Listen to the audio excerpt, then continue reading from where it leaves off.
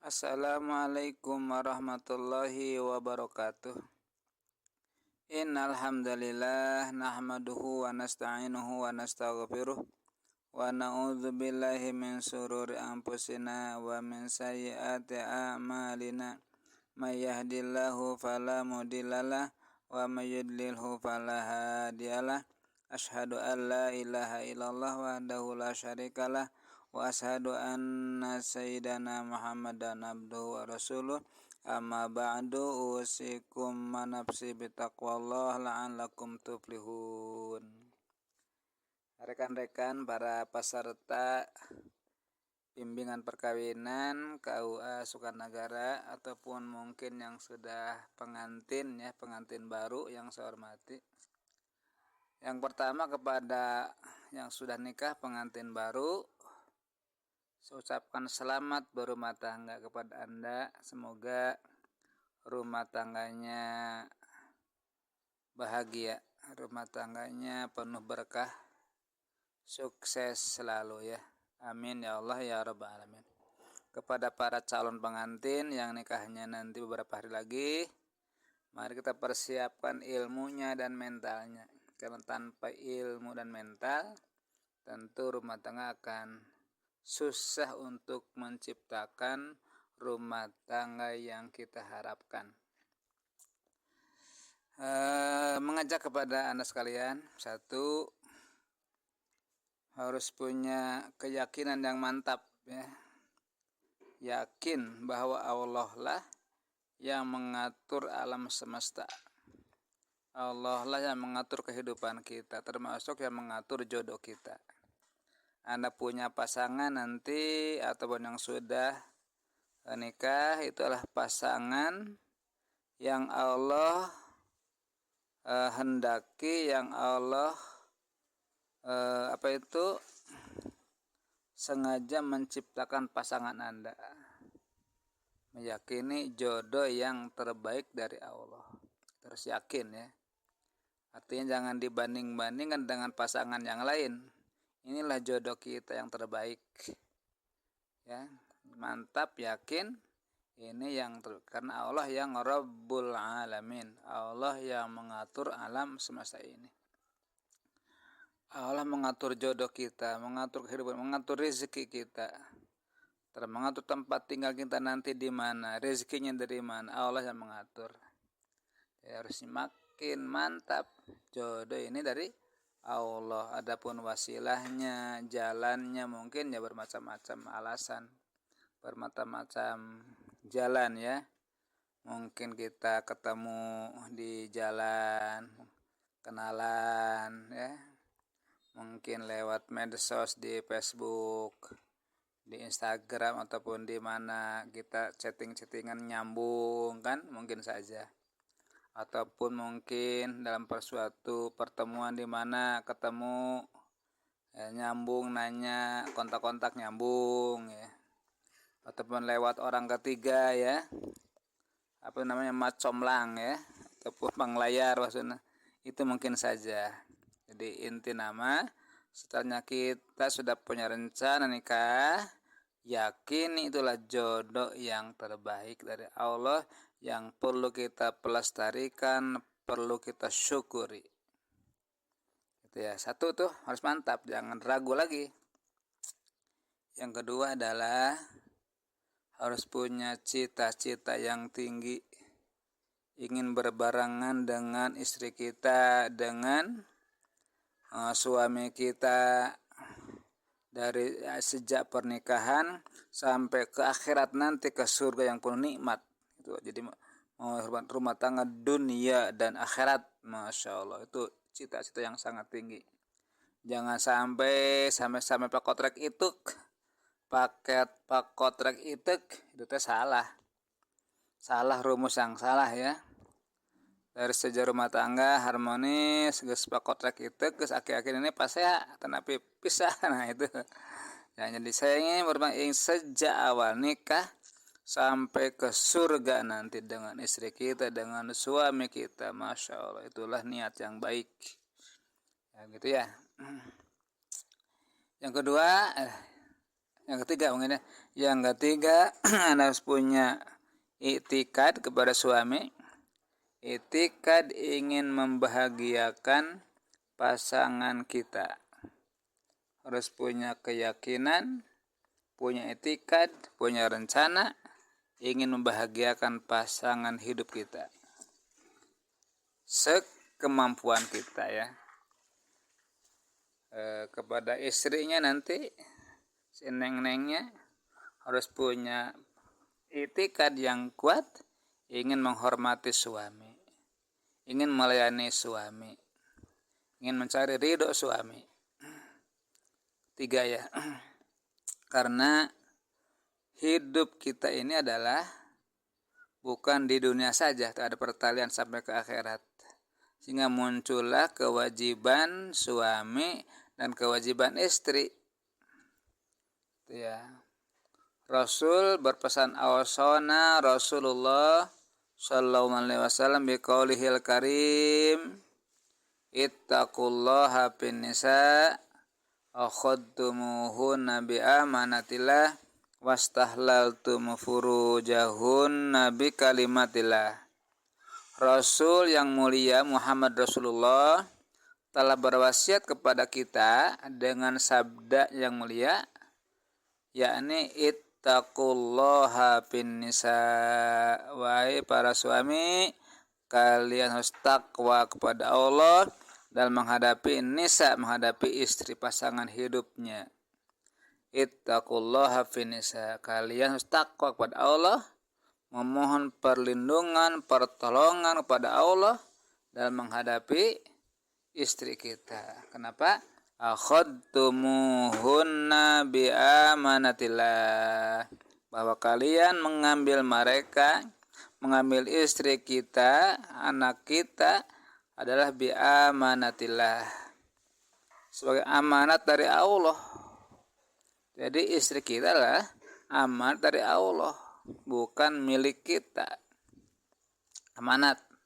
Yang namanya amanat itu nanti di akhirat ada suatu pertanggungjawaban di akhirat nanti ya. Amanat bukan milik.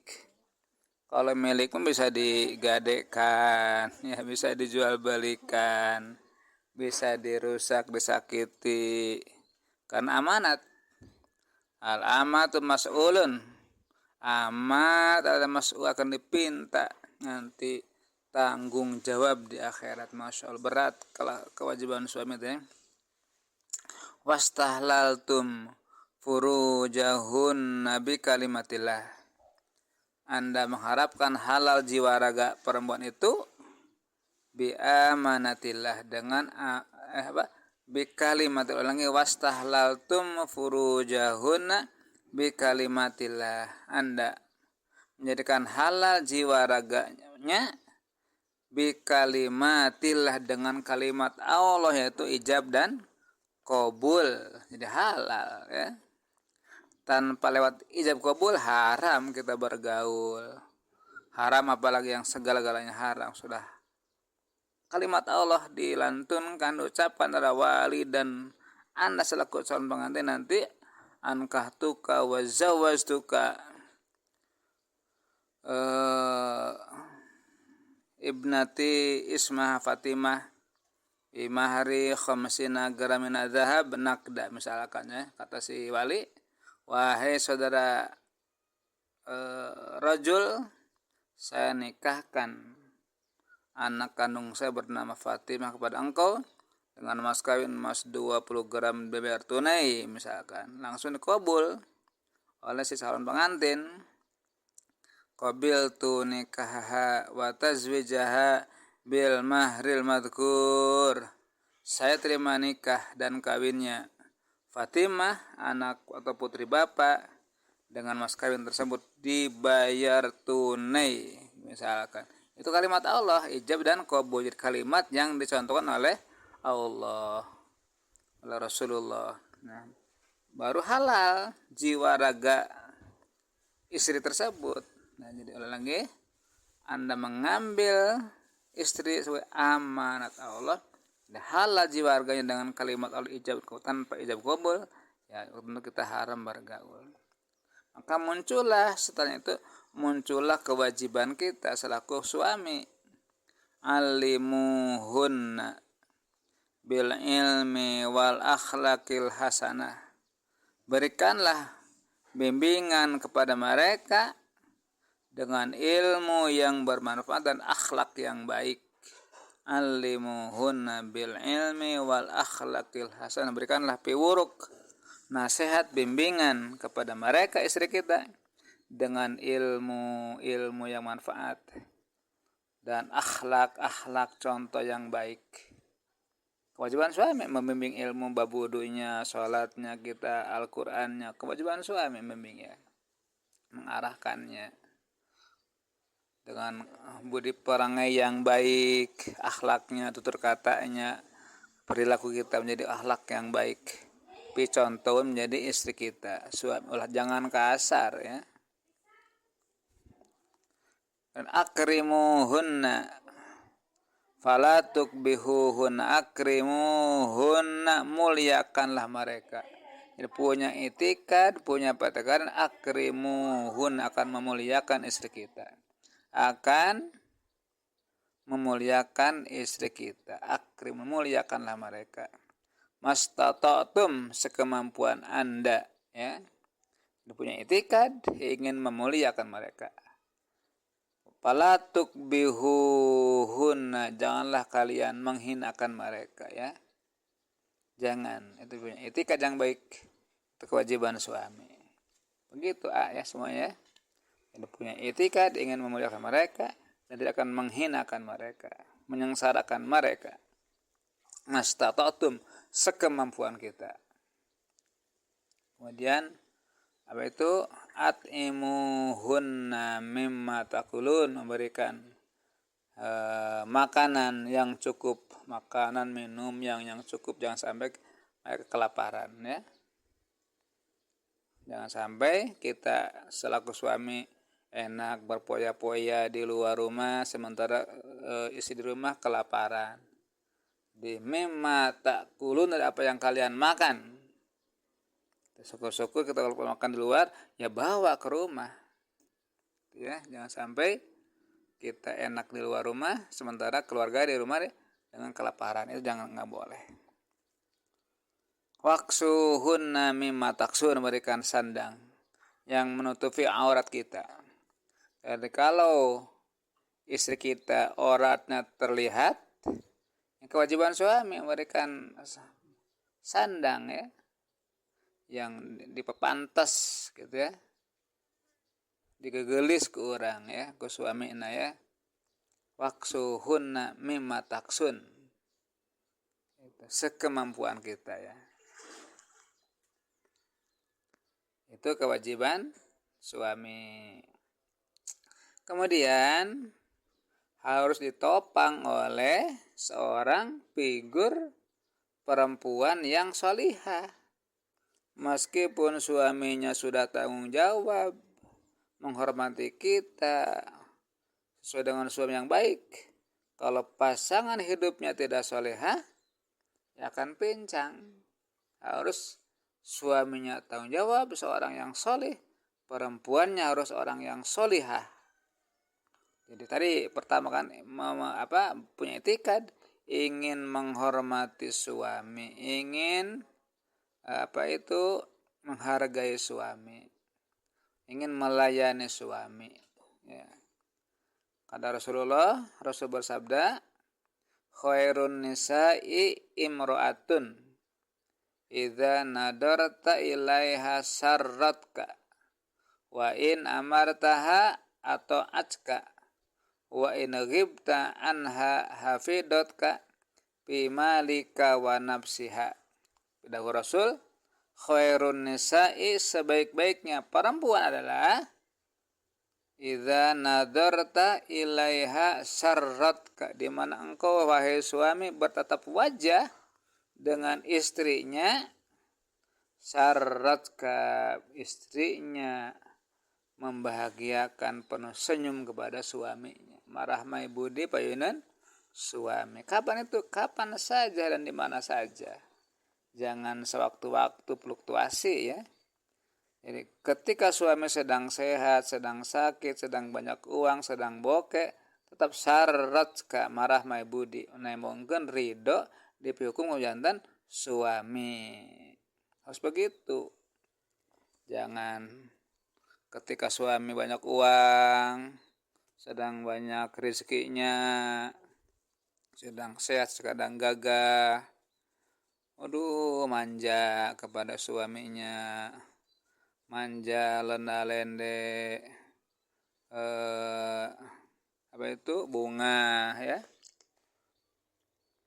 Tapi suatu waktu suaminya diuji sama Allah nggak punya uang, lagi di PHK suaminya, mulai istrinya merengut, tidak semangat, uring-uringan, marah-marah, baud. Nah itu tidak baik. Itu ciri perempuan yang tidak sholihah, tidak akan benar rumah tangganya. Jadi bogoh nanti karena dunia anak wungkul ya, itu tidak boleh, berat. Kalau seperti itu rumah tangga tidak akan harmonis, tidak akan sukses. Tidak punya istri yang sholihah lah, itulah keindahan rumah tangga ya. Tidak banyak menuntut, tapi mensyukuri nikmat yang ada. Senantiasa marah mai budi payun suami, hormat ke suami ya, tidak macam-macam. Wa in ghibta wa in amartaha, atau ajka di mana seorang suami sewaktu-waktu minta bantuan, atau ajka taat melaksanakan perintah suami, itulah istri sholihah. Jadi minta apa saja selama kita mampu melaksanakan, segera laksanakan oleh istrinya, itu menandakan perempuan yang sholihah. Jangan nanti ya, itu dosa ya, karena kita sudah dihukum kunjung suami ya. Harus taat patuh kepada suami selama perintahnya tidak melanggar syariat, selama perintahnya tidak maksiat. Wajib melaksanakan perintah suami. Dengan sebaliknya suami bukan seorang raja, bukan seorang paduka enak saja tunjuk-tunjuk nitah pamajikan dan istri, sementara istri di kakek dicapekan, kita suaminya adalah diam-diam saja. Itu tidak baik, tidak benar ya. Sewaktu-waktu minta keinginan tong dihesekeun tak ku suami teh, ku istri teh ya, segera respon. Itulah ciri yang sholihah. Apalagi diajak misalkan hosonoan misalkan ya, apalagi itu mah suatu mutualisme ya, harus senantiasa harmonis, ulah hararese dipiwarang ku suami teh ya.